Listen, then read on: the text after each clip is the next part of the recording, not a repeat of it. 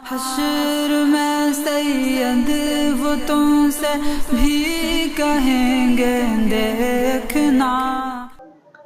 اس video کے اندر randomly کچھ سوالات ہوں گے، 10+ ویڈیو ہے۔ اس میں جتنے بھی سوال ہیں سارے نیچے ویڈیو کے ڈسکرپشن کے اندر لکھے ہوئے ہیں۔ اگر آپ اپنا مسئلہ ڈائریکٹ سننا چاہیں تو ٹائمنگ پر کلک کر کے سن سکتے ہیں، وہاں سوال ٹائمنگ کے ساتھ جو ہے وہ لکھے ہوئے ہیں۔ اس کے اندر رینڈملی ای میل کے سوال جواب ہوں گے۔ ایک سوال یہ ہے کہ ناپاک خون منہ سے تھوکنے کے بعد پاک کرنے کے لیے 3 بار کلی کرنا لازمی ہے یا اچھی طرح سے تھوکنا کافی ہے؟ یعنی اگر منہ کے اندر کسی بھی طریقے سے دانت وغیرہ یا جیب کٹنے کی وجہ سے خون نکل رہا ہے تو اس کو اچھی طرح تھوک لیا گیا۔ اب اگر خون نہیں نکل رہا تو تھوکنے سے یعنی بار بار تھوکنے سے بھی جو ہے وہ زبان پاک ہو جائے گی، اس کو پھر دوبارہ دھونے کی ضرورت نہیں۔ لیکن اگر کلی کر لی گئی تو بھی کافی، یعنی دونوں کام کیے جا سکتے ہیں۔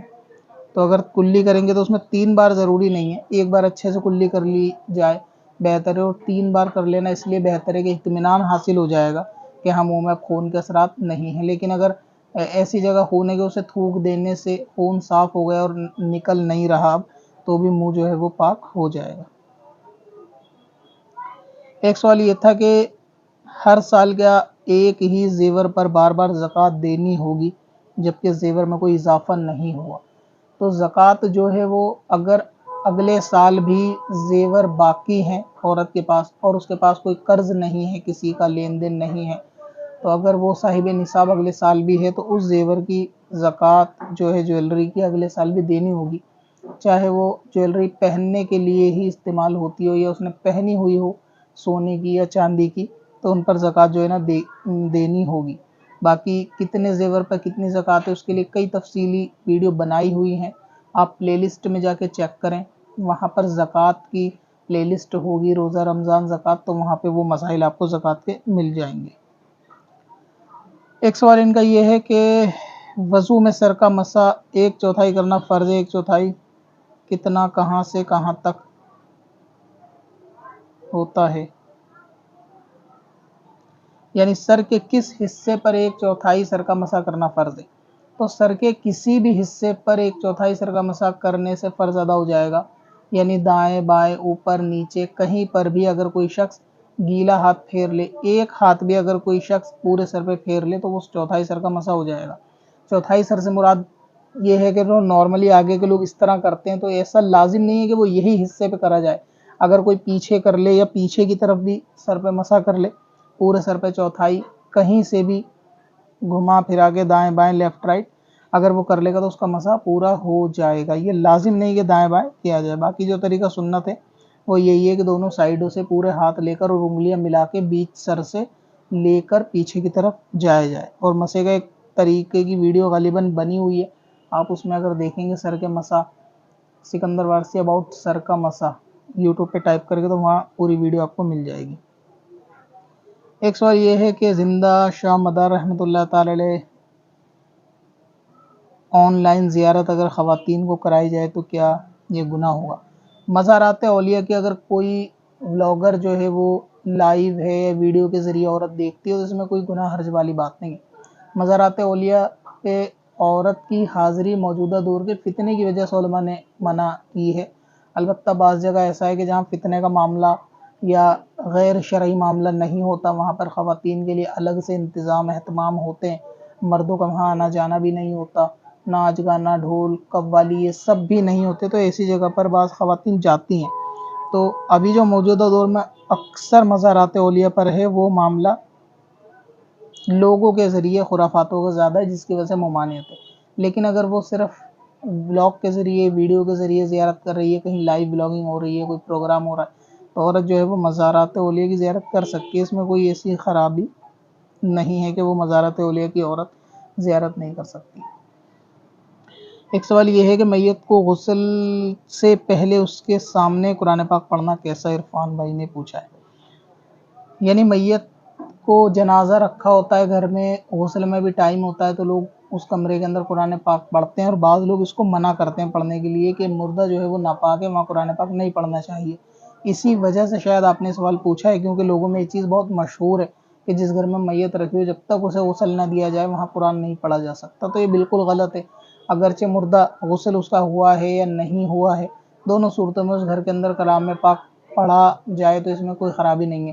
لہٰذا اگر میت کا غسل نہیں ہوا اور اس سے پہلے لوگ وہاں پہ کوئی سورہ پڑھنا چاہیں، قرآن پاک پڑھ کے اصالِ ثواب کرنا چاہیں تو وہ پڑھ سکتے ہیں، اس میں کوئی خرابی والی بات نہیں ہے۔ اگر کوئی پڑھتا ہے تو اس کو روکا نہ جائے۔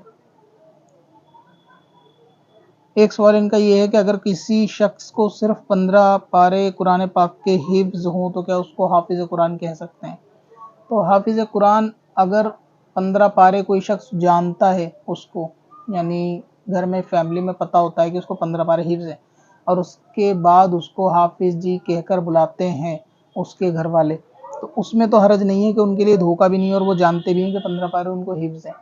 لیکن اگر کوئی ان نون پرسن ہے، اس کو معلوم نہیں کہ 15 پارے حفظ ہیں، اگر وہ حافظ کہتا ہے تو ان کو بتانا چاہیے کہ یہ مکمل حافظ نہیں ہے۔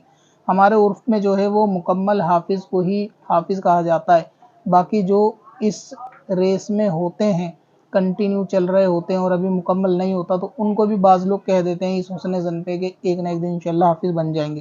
تو اگر یہ 15 پارے حفظ ہیں اور باقی کی ابھی دور چالو ہے، آگے کرنے کا ارادہ ہو جائے گا، لوگ کہتے ہیں، تو ان کو بتا دیا جائے کہ دعا کریں کہ میں حافظ بن جاؤں۔ اگر وہ کہتے بھی ہیں آپ کو حافظ، تو آپ کہہ دیا کریں کہ دعا کریں کہ انشاءاللہ میں جلدی حافظ بن جاؤں۔ لیکن اگر سلسلہ ترک کر دیا حفظ کا اور آگے بھی آپ خود سے بھی نہیں پڑھ رہے، کہیں کسی کی سرپرستی میں بھی نہیں پڑھ رہے، تو پھر حافظ کہلانے سے بچنا چاہیے۔ باقی اگر کوئی کہے تو آپ بتا دیں کہ میں حافظ مکمل نہیں ہوں، 15 پارے مجھے حفظ ہے، لیکن کوشش کریں گے تو باقی کے 30 بھی انشاءاللہ تعالی ہو جائیں گے۔ ایک سوال یہ ہے کہ بیت الخلاء میں بنا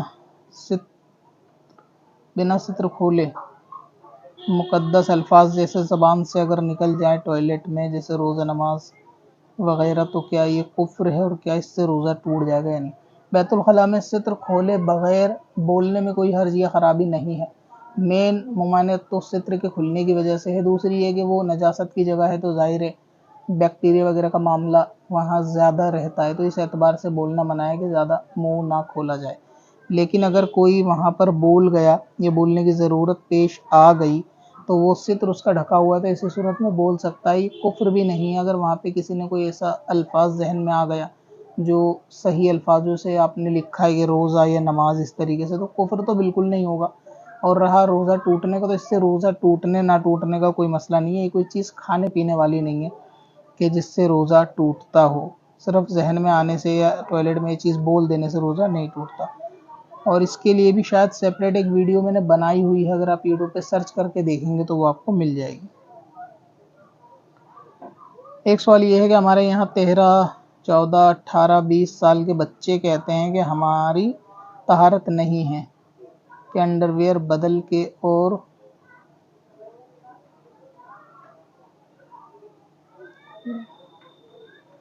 یعنی 13، 14، 18 اور 20 سال کے بچے کہتے ہیں کہ ہمیں طہارت لینے کے استنجے کی ضرورت نہیں ہے، تو صرف وہ لوگ انڈر ویئر بدل کے اور اسی طریقے سے پرائیویٹ پارٹ پہ پانی ڈال کر صرف نماز پڑھ سکتے ہیں یا نہیں۔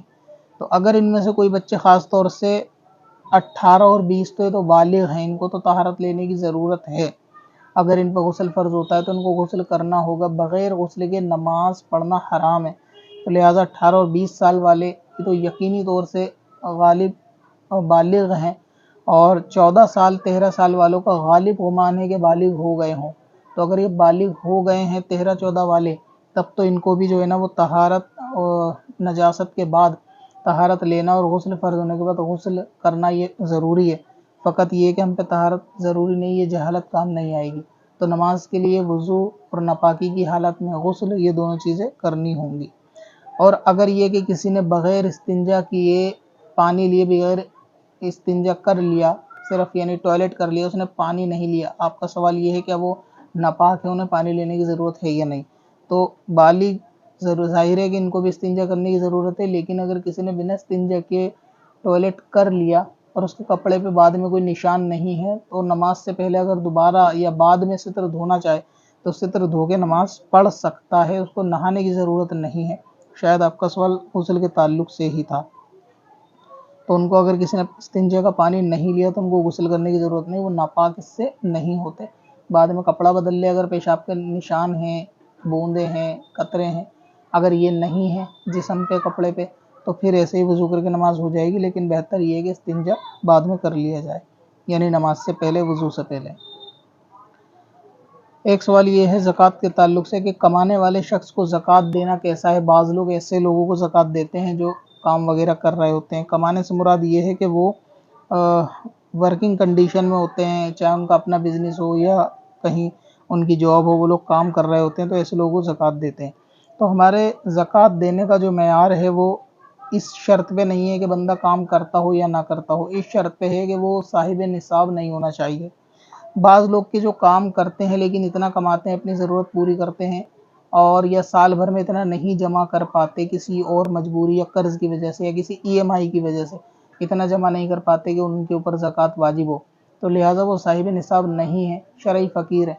तो अगर वो उनको कोई खुद ज़कात दे दे तो उनकी ज़कात जो है ना अदा हो जाएगी। लेकिन अगर कंडीशन अच्छी है तो ऐसे शख्स को ज़कात मांगना जायज़ नहीं है।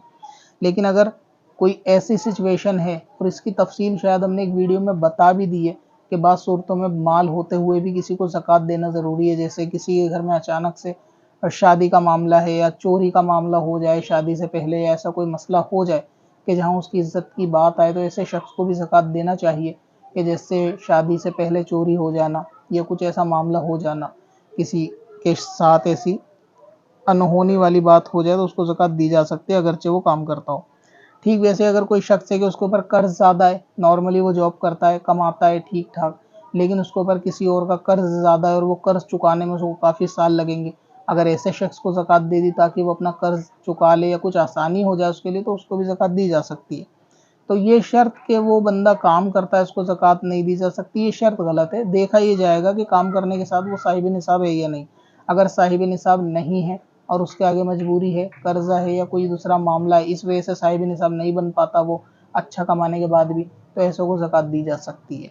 लेकिन अगर ऐसा शख्स है कि उसको कमाने के बावजूद उसके ऊपर इतना माल है कि उस पर खुद पे ज़कात वाजिब है, तो फिर उसको ज़कात नहीं दी जा सकती। लेकिन ये कि ऐसे शख्स को मुतालबा करना दुरुस्त नहीं है। अगर कोई खुद देना चाहे भलाई की नीयत से कि भाई चलो कोई पड़ोसी है, रिश्तेदार है, कि उसके ऊपर किसी दूसरे शख्स का कर्ज़ है, उसने घर लिया है और उसने कर्ज़ पे घर लिया है, किसी से कर्ज़ लेकर लिया और उस पर कर्ज़ ज़्यादा है, और अगर साहिब निसाब भी नहीं है, अगर उसकी मदद की जाएगी तो उसका कर्ज़ ज़्यादा हो जाएगा, तो ऐसे शख्स को भी ज़कात दे सकते हैं जो दिखने में ठीक ठाक भी हो और काम वगैरह भी करता हो, चाहे वो रिश्तेदारों में हो या आस पड़ोस में हो या किसी भी सूरत में। तो ज़कात का मकसद भी यही है कि उसकी जो है ना वो हेल्प बंदे की हो जाएगी। लेकिन अगर किसी शख्स में माल है तो उसको ज़कात फिर ना दी जाए, चाहे वो दिखने में आपको फ़कीर हो या वो खुद अपने आप को फ़कीर ज़ाहिर करे। बाज़ फ़कीर ऐसे होते हैं कि जो अंदर से तो अमीर होते हैं लेकिन लोगों की दिखाने के लिए ज़ाहिर तौर से वो फ़कीर होते हैं कि उनके पास पैसा नहीं होता, हालांकि बैंक अकाउंट में उनके ठीक ठाक पैसा होता है, उनके पास इतना माल जमा हो चुका होता है कि उन पर खुद पे ज़कात वाजिब होती है, लेकिन वो ये चीज़ बताते नहीं। तो ऐसे फ़कीरों को भी जो है वो ज़कात ना दी जाए। तावीज़ का काम करना कैसा है? तावीज़ का काम करना जायज़ है और इसके लिए सेपरेट वीडियो बनी हुई है। तावीज़ का पैसा लेना, अगर आप यूट्यूब पे सर्च करेंगे सिकंदर वारसी अबाउट तावीज़ की इनकम, तो वो वीडियो निकल के आ जाएगी, उसमें पूरी तफसील है। तावीज़ का काम करना जायज़ है, जबकि काम भी अच्छी नीयत के साथ जायज़ ही किया जाए तब जायज़ है।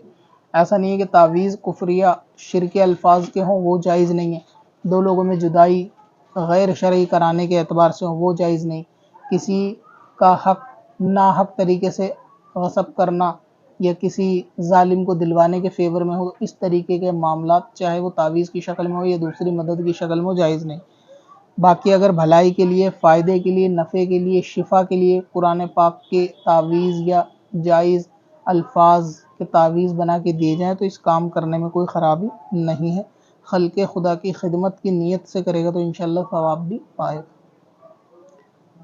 सवाल इनका ये है क्या एक ही मस्जिद में जुमे की 2 जमात हो सकती हैं? हो सकती हैं, जुमे की 2 जमात भी हो सकती हैं एक मस्जिद के अंदर, अगर मस्जिद इतनी बड़ी नहीं है या जुमे के दिन पब्लिक ज़्यादा है, तादाद ज़्यादा, और एक नमाज में सब नमाजी नहीं समा पाते मस्जिद के अंदर, फ्लोर सारे भर जाते हैं, तो ऐसी सूरत में जो रह जाए उनके लिए दूसरी जमात का एहतमाम किया जा सकता है।